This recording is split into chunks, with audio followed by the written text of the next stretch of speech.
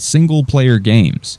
The genre that never dies, no matter how many times publishers try to shove live service, battle pass-infested, always online nonsense down our throats. But in the next couple of years, we're actually getting some real gems. Or at least that's what the trailers want us to believe. Let's take a look at what's coming. And more importantly, whether they're worth the hype.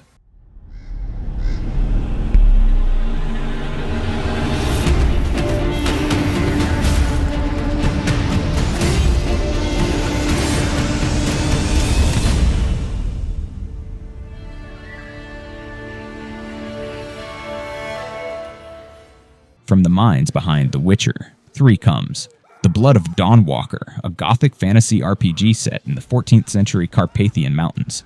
Sounds promising, right? Enter Cohen, a man with a delightful combination of silver poisoning and a vampiric curse.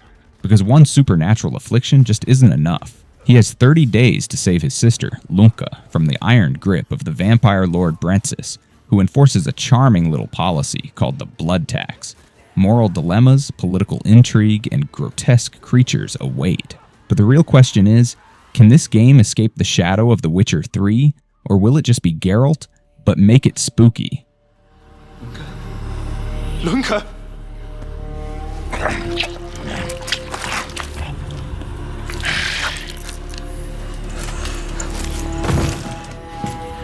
My sister. She needs help, fast. Please. Let us pass through. I beg of you. Please. Please.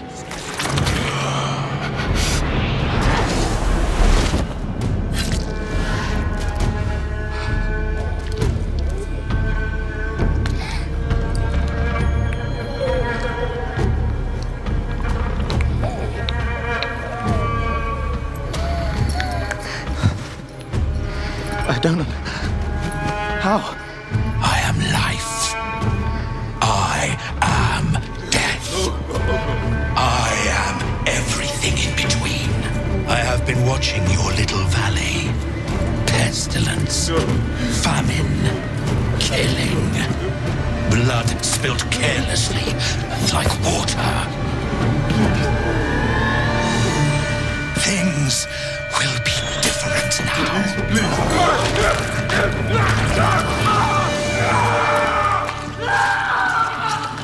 For all of you.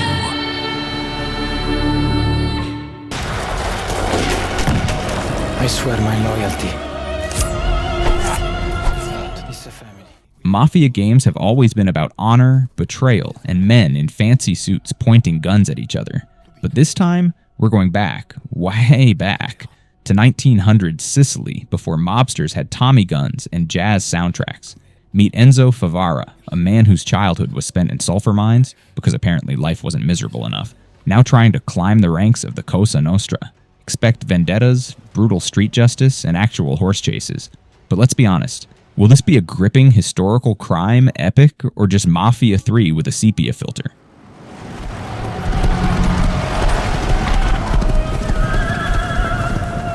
To become a man of honor, repeat these words. This place will become my prison.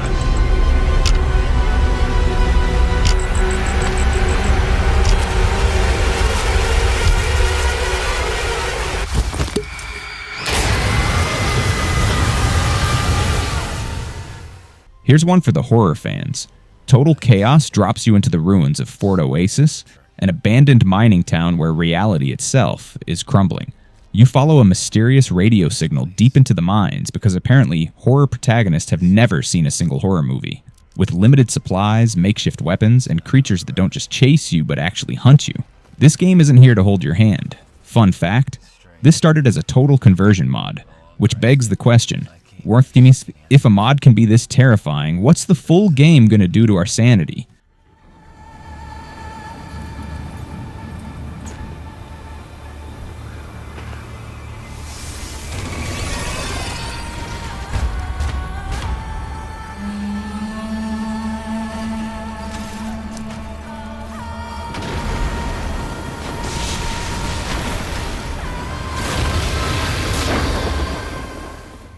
Survival games are always fun, right? Nothing like waking up in a post-apocalyptic world with nothing but a loincloth and a rock. But Light of Motorom is mixing things up. Here you're evolving from the primitive age to advanced technology while taming over 100 different mechanimals. Yes, mechanical animals. Build, explore, and command these creatures in battle. Sounds ambitious, but let's be real. Will this be the next Ark, or just another survival game that's fun with friends, but painfully tedious alone?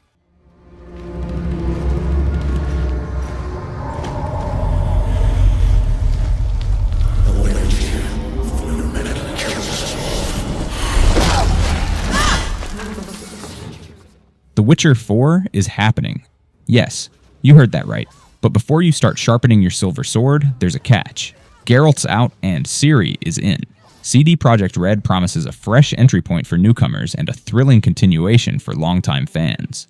But can they actually pull it off? Or is this just a desperate attempt to move past Cyberpunk 2077's launch disaster?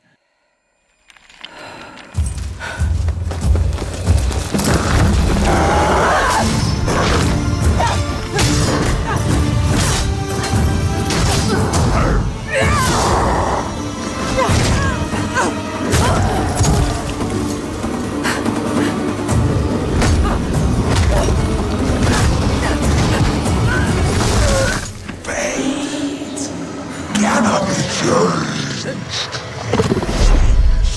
You cannot change anything.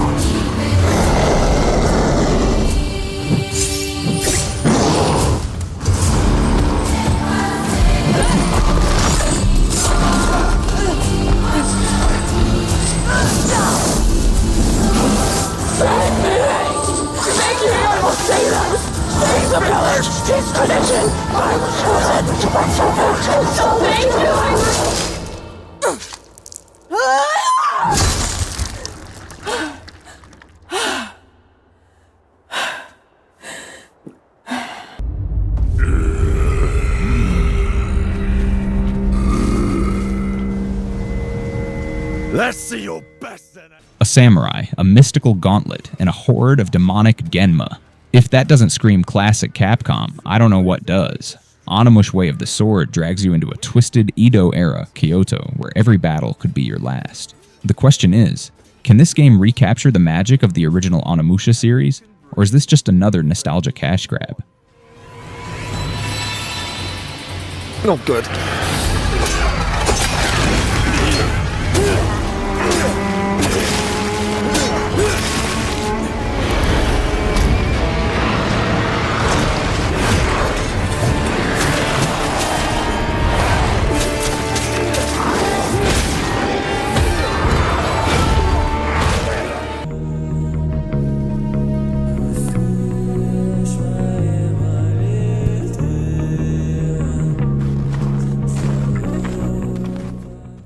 Imagine working a dead-end job, listening to customers ramble about their lives, and questioning all of your life choices.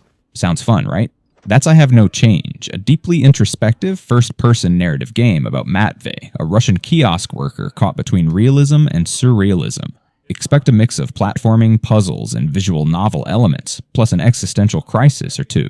But let's be honest, will this be a masterpiece of melancholic storytelling, or just an artsy walking simulator with a philosophical monologue every 5 minutes? Люди ждут там, я не знаю.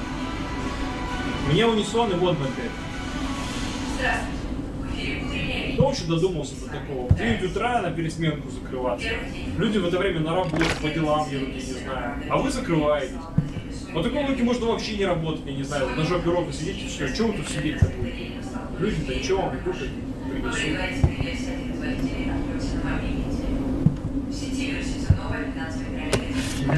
Спасибо. Угу, пожалуйста. Их количество продолжает расти. Вчера вечером в жизнь ушла народная артистка России Прасковья Ивановна Строгова. Она успела пробить в публике своим ролями в фильмах Жанна Дарк, Доставщик, Злоключение барона Мюнхгаузена, а также во множестве других. Я ведь на ее фильмах вырос. Шествие в честь памяти об актрисе пройдут завтра в 11 часов утра на Новодевичьем кладбище. ты. А я не на ее.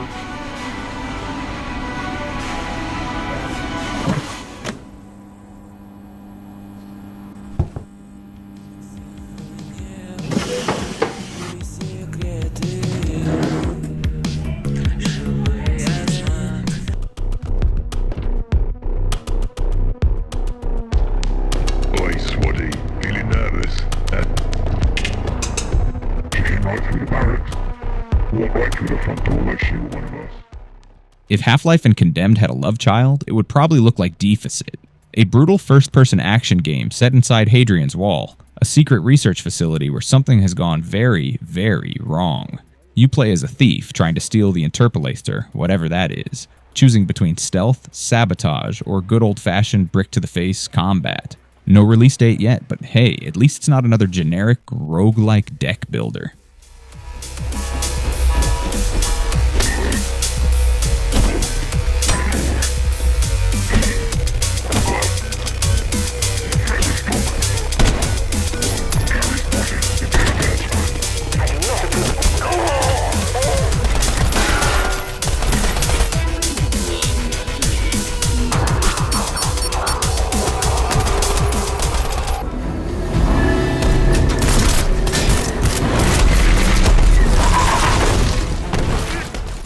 Ex-GTA devs making an open-world action game set in a dystopian future. The Last Sentinel follows Hiromi Shota, an orphanage protector fighting off an army of invading robots.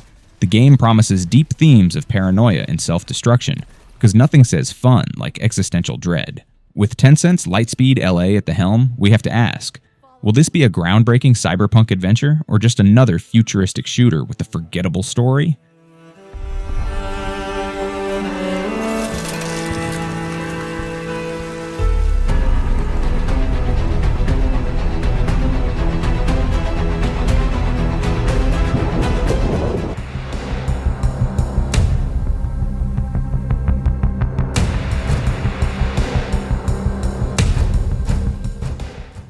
A game based on a webtoon? Now that's different. Project TH throws you into a near-future unified Korea, where Ji Jong-tat, a former North Korean soldier, gets tangled up with a K-pop star and a terrorist called ID Ghost. It's cinematic, story-driven, and packed with political intrigue. But will it actually deliver a compelling narrative, or just be a flashy action game with Squid Game-style marketing?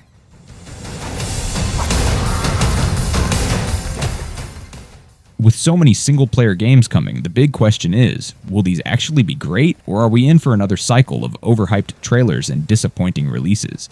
Will the Blood of Dawnwalker live up to The Witcher 3? Is The Witcher 4 actually a good idea? And most importantly, will any of these games survive the inevitable delay apocalypse? Let's hear it. Are you excited, skeptical, or already planning your refund requests?